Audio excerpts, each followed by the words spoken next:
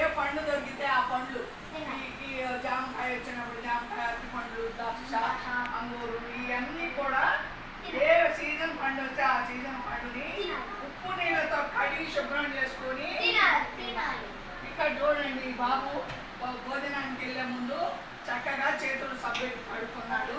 తర్వాత దొడ్డికి వచ్చింది, దొడ్డికి వెళ్ళాడు, సబ్బెట్టి కడుక్కున్నాడు. ఇక్కడ వినమ్మా, కూర్చోను సెంట్రల్. ఇక్కడ మీరు ఆరు బయట ఏమన్నా తినేవి ఉంటాయి కదా, మూతలు లేని పదార్థాలు అమ్ముతూ ఉంటారు, కొనుక్కుంటారు కదా. కొనుక్కున్నప్పుడు ఏమవుతాయి, దాని మీద ఈగలు వాతాయి. ఈగలు ఏం చేస్తాయి, వాటి కాళ్ళకి బాగా కొండాలు వెళ్ళే వెంట్రుకలు ఉంటాయి.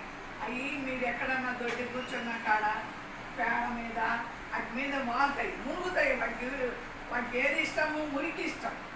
అందులో మురికి తీసుకొచ్చి మనం తినే అన్నం మీద పెడతాయి. ఇప్పుడు అన్నం మీద తినేటప్పుడు మనకి ఈగ వాలిందనుకో అని ఉప్పు తింటారా? తినకూడదు. ఎందుకంటే ఈగ వాలింది అంటే దాని నుంచి వచ్చే అది అక్కడి నుంచి తెచ్చే మురికంతా అన్నం మీద పెడుతుంది అని గుర్తుపెట్టుకోవాలి. అలా బయట పదార్థాలు, మూతలు లేని ఆహారము తినకూడదు.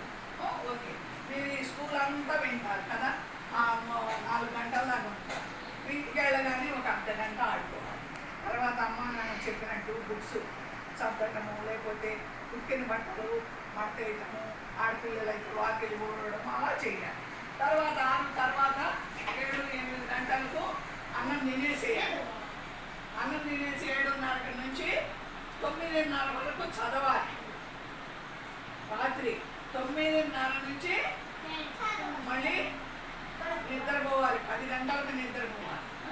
ఇక్కడ చూడండి, రాత్రులు మీరు పండగలు చర్చలు చేస్తారు కదా, కొంతమంది దాచుకుని తింటారు రాత్రులు.